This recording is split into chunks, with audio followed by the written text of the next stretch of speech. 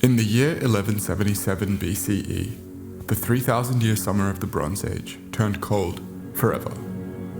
What was to follow would be a period of darkness for the people of Egypt, Mesopotamia, and the Aegean. In that long night, one small candle continued to burn. The flame of civilization was kept alive on the Phoenician island of Tyre. This island features in a tale from Greek mythology. Living in Tyre was a girl so beautiful that the god Zeus had to have her for himself. So it was that Zeus, disguised as a white bull, traveled to Tyre to kidnap the girl and bring her back to Mount Olympus. That girl represents the flame of civilization, and her name is Europa.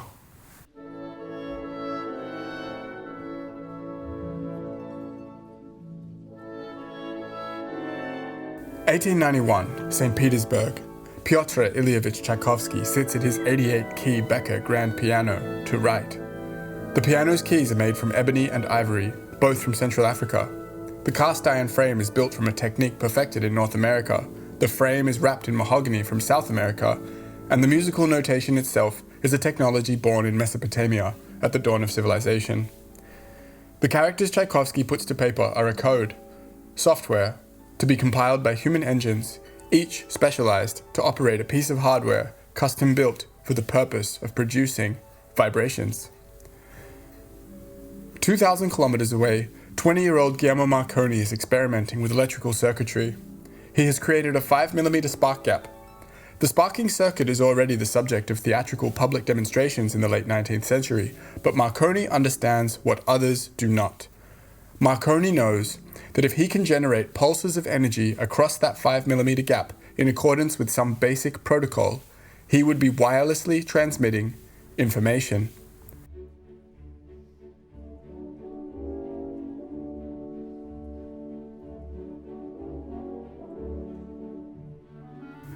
By the end of his career, Marconi will have expanded the spark gap principle from 5mm to 2,000 kilometers, bouncing pulses of photons off of the Earth's stratosphere to be received on the other side of the Atlantic Ocean as Morse code. As Marconi revolutionizes communication, a young boy in England named Alan Turing is playing with encryption. Turing will go on to build the state machine, a machine that can read, write, or rewrite either a 1 or a 0 to a string of 1s and 0s that are imprinted on a piece of physical tape. The state machine itself emulates logical processes, and the tape is memory. Turing's state machine, primitive as it is, requires only sufficient tape and sufficient time, and it can run any binary computer program, no matter how complex. In the year of Turing's death, a boy will be born who will go on to work at CERN in Switzerland. That boy's name is Tim Berners-Lee. At CERN, Berners-Lee will share large quantities of data with colleagues from experiments in high-energy particle physics. The main method of data sharing is floppy disk, cassettes of Turing tape that can each hold up to 12 million ones or zeros. In an effort to share larger quantities of data at speed, he connects his own personal state machine to a phone line and creates a new protocol, not unlike Morse code, but more variable, thus increasing the bandwidth of the flow of information. That protocol is called HTTP, and the first two computers that Berners-Lee connected via phone are immortalized as the first two nodes of the internet. At the center of our sun, something magic happens. Stellar nuclear fusion. In this place, fueled by the intense pressure of gravity, destruction and creation no longer make sense as distinct categories. If you look at Earth from space, you will see that Asia, Africa, and the Americas converge on the continent of Europe. Europe's green grass is fertilized by sand blown across the sea from the Sahara. Its temperate climate is maintained by the polar jet stream from North America, and it has sat for millennia at the crossroads of migration, trade, and spheres of ideology. Anyone who digs for a living will tell you you can't dig a hole very far in Europe without discovering bones. Be they a Neolithic puppy buried in the embrace of his human family, or the King of England alone in a parking lot. It is considered almost distasteful in our current times to speak glowingly of European history, soaked as it is in blood. But much like the seething furnace at our sun's core, it is a place where destruction and creation cease to be separate. And for all its conquests and injustices and plague and tyranny and war, it has proven itself, time and time again, to be a place where magic happens.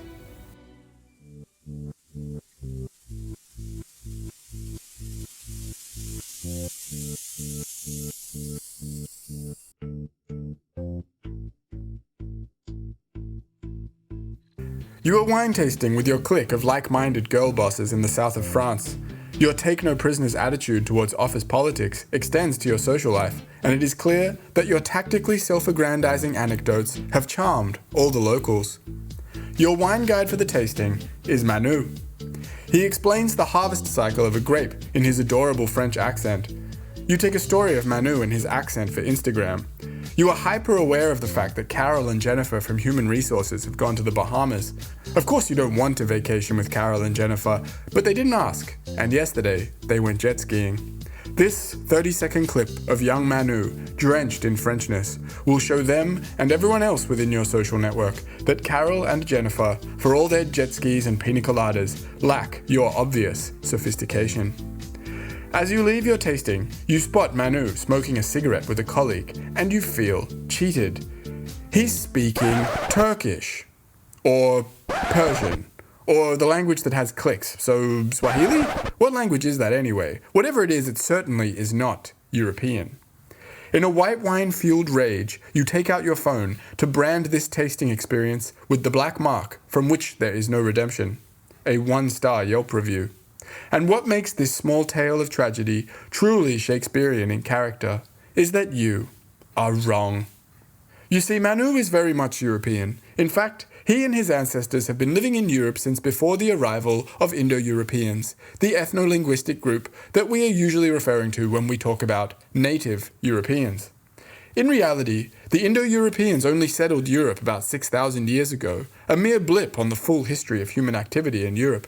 The language Manu is speaking is Euskara, also known as Basque. Berorrek zoratzen diardozue Euskarez borbetan jardutenan aurikar bat untzutaetik. Begitan du dezaket.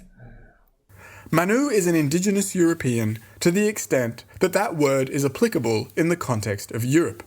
You see, if Manu could trace an unbroken line of ancestry back to the first Homo sapiens who arrived on the European continent, he would still be subjected to debate over the true definition of indigenous. When Homo sapiens took over, they, by means of violence, outcompeting, or interbreeding, directly precipitated the extinction of the Neanderthals, the previously dominant species of human in the region. Words like indigenous were never equipped to describe who is indigenous in a situation like this. It is common knowledge that modern Europeans have about 2% Neanderthal DNA. This is actually a pretty significant relationship. What is less commonly known is that much of this interbreeding happened in a very short period of time, and all when sapiens first walked from Africa onto the European continent. What is not known is what happened exactly between this small population of sapiens and the Neanderthals that they encountered. There are, after all, 2 ways that males can impregnate females. One is consensual and the other is not. Both are extremely viable historically. What we have to find answers is the ever-evolving archaeological evidence. It has long been the mainstream consensus that sapiens killed off the Neanderthals. After all, we are here today and they are not. It was agreed that there was some interbreeding, but also that it was mostly coercive, and the sapiens-Neanderthal relationship was generally seen as antagonistic. This outdated view simply does not hold up to newer evidence. Archaeologists have found that there is not one population between sapiens or Neanderthals that was being subjected to more DNA from the other. If sapiens were culturally accustomed to sexual violence, then surely this figure would be skewed towards Neanderthal populations being higher in sapiens DNA than the other way around, but this is not the case. Furthermore, the geographies that saw the most significant exchanges in DNA overlap with those that saw the greatest exchanges in knowledge and culture. It does seem to be the case that sapiens and Neanderthals were able to peacefully coexist, even forming new families together. Now that's all well and good, but isn't the burden now on this new theory to explain how the Neanderthals disappeared? The answer to this mystery is actually quite simple. They never disappeared. They were absorbed into the Sapiens population and continue to live in that 2% DNA in modern-day Europeans. Just as the Neanderthals were forever changed by their encounter with Sapiens, so was Sapiens by their encounter with the Neanderthals.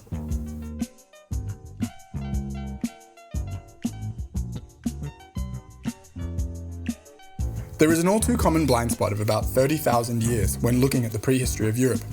This gap sits in between the arrival of Homo sapiens between 30 and 40,000 years ago and the arrival of the Indo-Europeans about 6,000 years ago. And I know, I get it. When are they gonna get to the Indo-Europeans. Can somebody tell me what the hell is going on? Midge, help me out here. But believe me when I say, there is more that happens in this period than you probably thought. We know that Sapiens was painting horses on cave walls in animal fat dyed with ochre and charcoal. And then we know that there is a 1,000-year cold snap to mark the end of the last glacial period, where mammoths are hunted by men in furry coats holding long sticks. Typical prehistoric stuff. Oh yeah, and also in this period, somebody built Stonehenge. This experiment may link one of the oldest major works of man's hands, the Sarsen Circle at Stonehenge, and a winking, blinking marvel of the 20th century. If you didn't see my last video about Göbekli Tepe, check it out. It's good content. If you did see that video, then when I say that Göbekli Tepe is a paradigm shift, then you will know exactly what I'm talking about. That site, and the wider Tashtepler network of excavations, have revealed a sedentary population, with water management systems, specialized workers, an economy to distribute resources, and spiritual rites beyond death, signifying a binding mythology. You should still watch that video, but the TLDR is that now would be an appropriate moment to expand our definition of civilization beyond just surplus and bureaucracy. This is because the benefits that were once considered downstream of those genuine milestones are in fact chronologically upstream, and upstream by about 6,000 years. Cool, right? But Göbekli Tepe is in eastern Anatolia on the other side of the Bosphorus and therefore not in Europe. Well, now I am going to describe to you a study that was published in Nature in 2015, the results of which I think are fair to describe as mind-blowing. In that study, DNA was taken from 400 Neolithic humans from Great Britain. It was determined that those 400 humans had a significantly lower amount of Neanderthal DNA than their mainland counterparts, suggesting that they had migrated after the absorption of the Neanderthals into sapiens populations in the Paleolithic. But the bombshell was that they shared 90% of their DNA with the Neolithic humans of Anatolia. The people who built Göbekli Tepe are the same culture as the people who built Stonehenge. Now before we all lose our minds, this does not mean that the same people who built Göbekli Tepe walked across Europe and then built Stonehenge. What it means is that there was a gradual expansion outward from eastern Anatolia over generations. The DNA evidence just gives us the story of genealogy.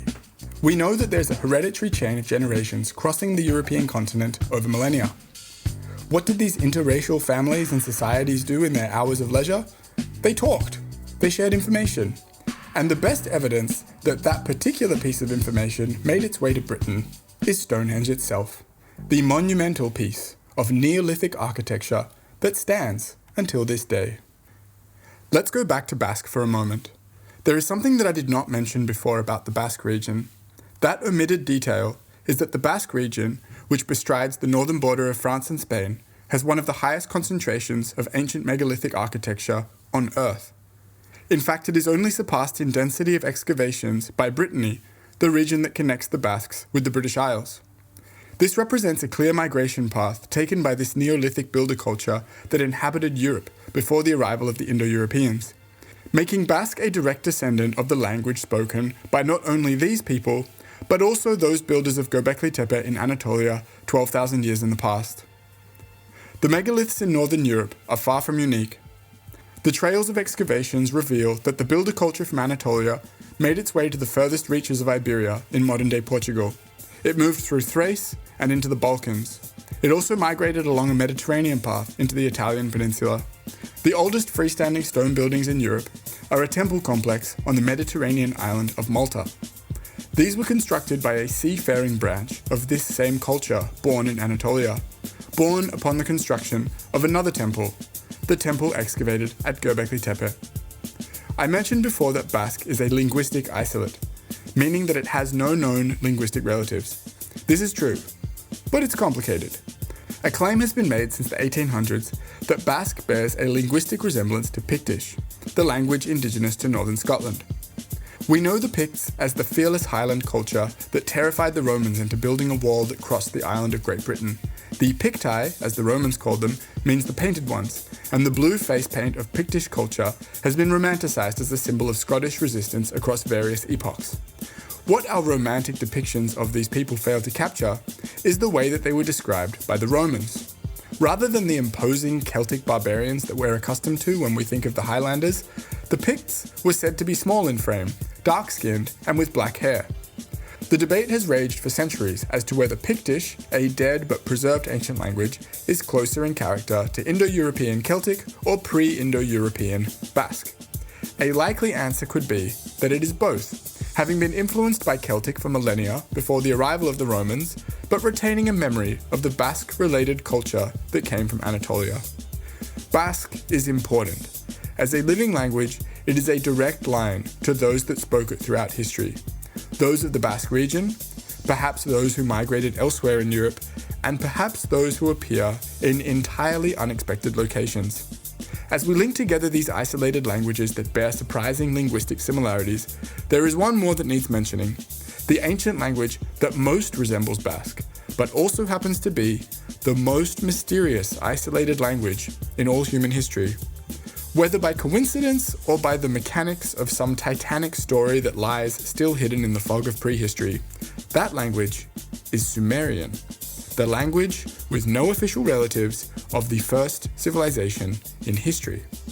How could this linguistic similarity come to be? This is a topic for another video, so, like and subscribe. Seriously, where else do you find content like this? Okay, let's move on.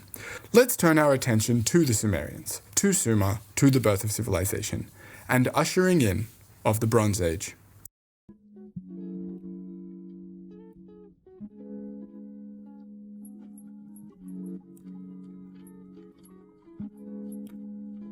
It might surprise you to learn that as the Sumerians were documenting stockpiles in cuneiform, enjoying recitals of written music performed on the harp, and constructing the mighty city of Uruk, the Indo-Europeans had still not arrived in Europe.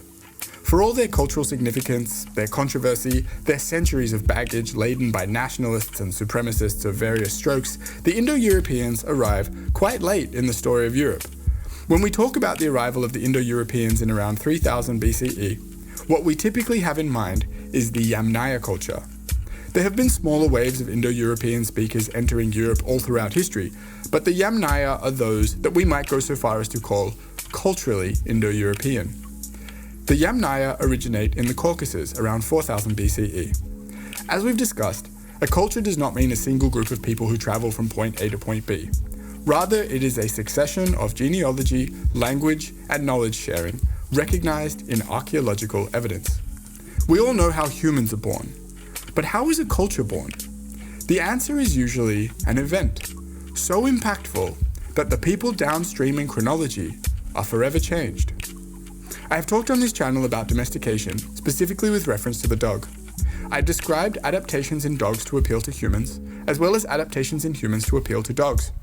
We like to imagine ourselves as the great domesticators of the world, but it is a humbling consideration that in the coldest millennium of the last glacial period, we ourselves were domesticated. This is one such culture-birthing event. While obviously not to the same degree, we can easily say that the significance that was ascribed to the dog for the humans of Neolithic Mesopotamia, for the Yamnaya, was given to the horse.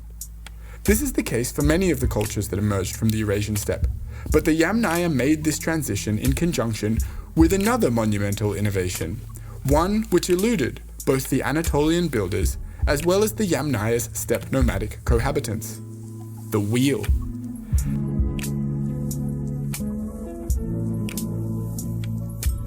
Empowered by horse-drawn carriages, the Yamnaya culture would spread both westwards into Europe and eastwards into modern-day Iran and the northern part of the Indian subcontinent, and to this day English, German, Italian, Russian, but also Hindi, Persian, and many other languages all have roots that converge on the language spoken by the Yamnaya, a language that linguists spend lifetimes attempting to reconstruct.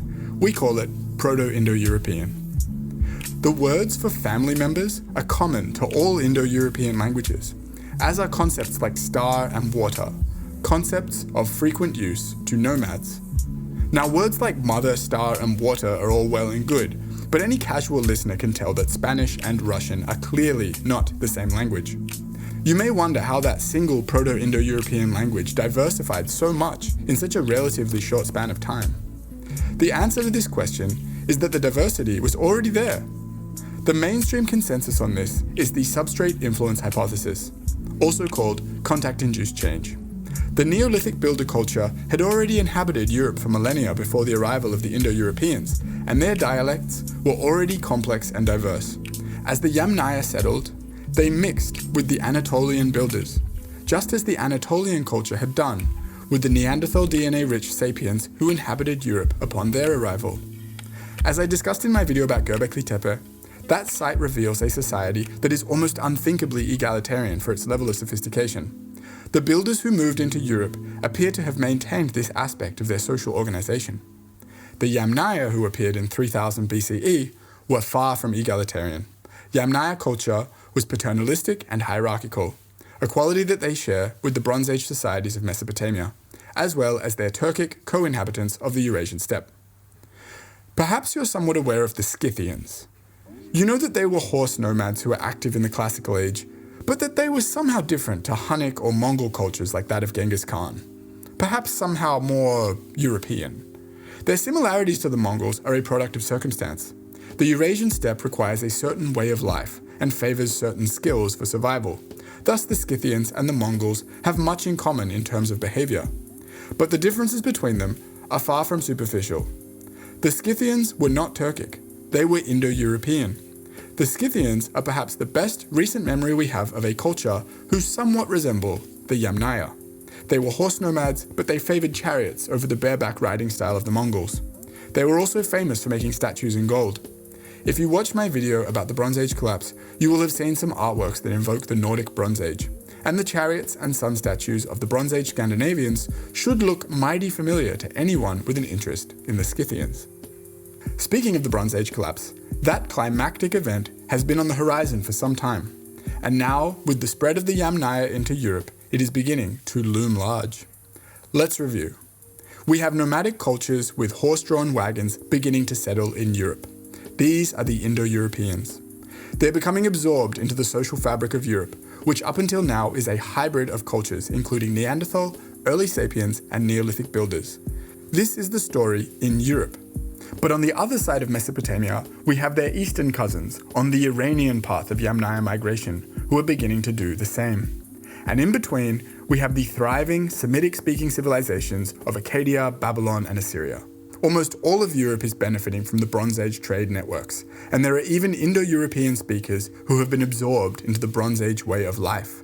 The Mycenaeans, who speak the earliest recorded form of Greek, are certainly part of this story, but they are geographically peripheral.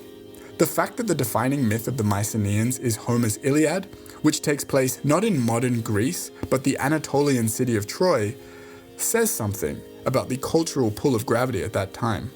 A quality of Greekness is also often ascribed to the ancient Minoans, who inhabited the island of Crete, but in reality, they, like the Basques, spoke a language isolate and were no more Greek than the Trojans. The Europeans were bit players in the story of the Bronze Age. That is, until the early 1st millennium BCE, when the entire civilized world came crashing down. Whatever happened in the year 1177 BCE, despite the fact that there was no sense for a person as being European, the catastrophic invasions undoubtedly arrived from Europe. In my Bronze Age collapse video, at the end, I said that there weren't horses in the Nordic Bronze Age. That was stupid, and will be on the internet forever. I also said that the collapse was total. This was not stupid, but also not technically true. At the beginning of this video, I talked about the Phoenician island of Tyre. It is time to circle back to that place now. The Phoenicians were named by the Greeks. The word phoenix was used for the date palm, an important symbol of Phoenician culture. The word also refers to a shade of reddish-purple dye that the Phoenicians were famous for. Both the shape of the date palm and colour of the dye are references to the phoenix that we are most aware of, the legendary bird of Egyptian mythology that was reborn from its own ashes.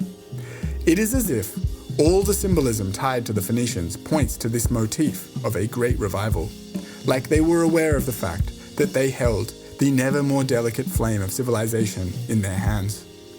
The story I told at the beginning was incomplete. There was another surviving civilization of the Bronze Age. In the easternmost part of Mesopotamia was the Empire of Assyria. Far enough away to be shielded from the calamitous invasions of 1177 BCE. Assyria had a very different character to Tyre. Tyre was mercantile and open. The Tyrians invented the phonetic alphabet, allowing any language to be written in a single script. Tyrian coins can be found all over the ancient world, inscribed with the phoenix, the iconic date palm of Tyre. Assyria, on the other hand, was despotic and authoritarian. Assyrian reliefs celebrate violent public displays of torture, including flaying and impalement. The city-state of Tyre had a king, but his power was checked by a wealthy merchant class, making it in effect an oligarchy, whereas the Assyrians subscribed to the mandate of absolute power to a king who was the representative of God on earth. I highlight these important differences because they are perfectly reflected in the two Yamnaya offshoots that absorbed their influence. On the Assyrian side, this was a still nomadic tribe speaking an altered variation of Indo-European called Indo-Iranian.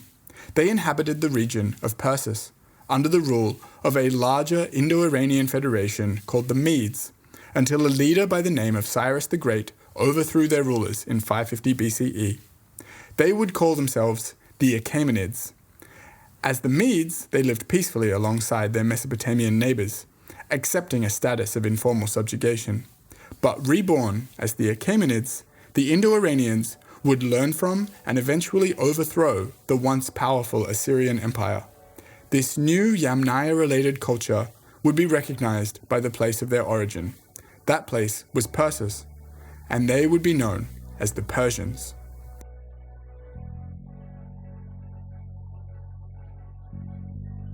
On the Tyrian side, there was already a long history of trade with the Indo-European speaking Mycenaean Greeks. The Mycenaeans did not use a true alphabet like the Phoenicians, but a syllabary of complete syllables. This certainly represents an interest in developing the same level of cultural exchange as the Phoenicians. For the Mycenaeans, this would not come to pass. The Bronze Age collapse would plunge the Greek archipelago into a dark age, until, as the mythology states, the god Zeus returned from the city of Tyre with a girl named Europa, ushering in the Classical Age. The inevitable clash of the Greeks and the Persians, these distant cousins reunited as natural enemies, is a story for another video. Why this conflict matters in the context of a video about Europe specifically is because of the effect that war had in Greece.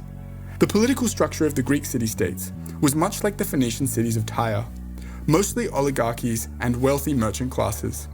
In the period of crisis as the expansive Persian Empire loomed and the war that followed, society became destabilized.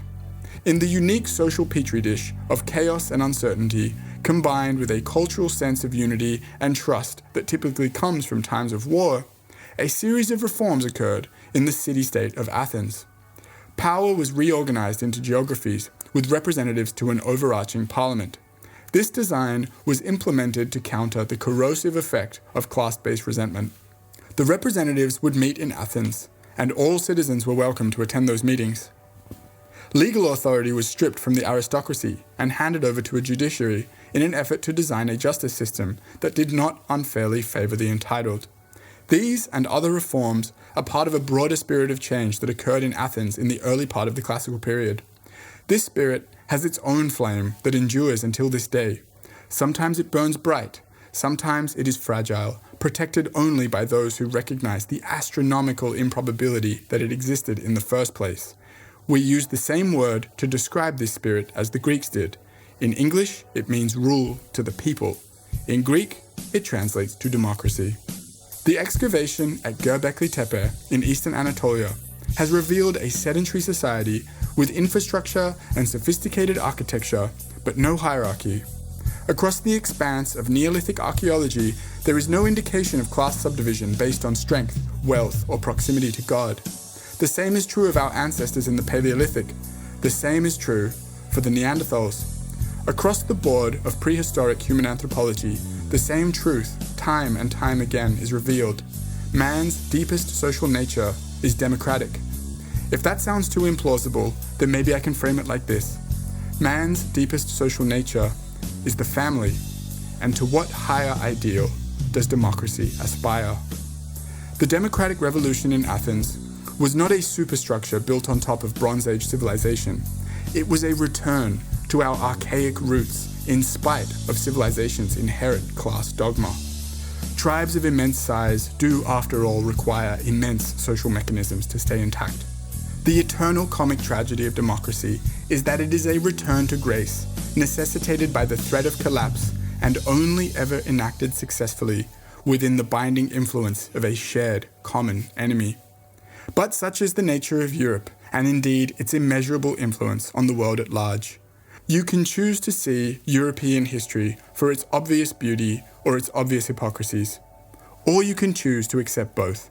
As I said at the beginning of this video, much like the furnace at the core of our sun, categories break down in this place, and destruction and creation become one and the same.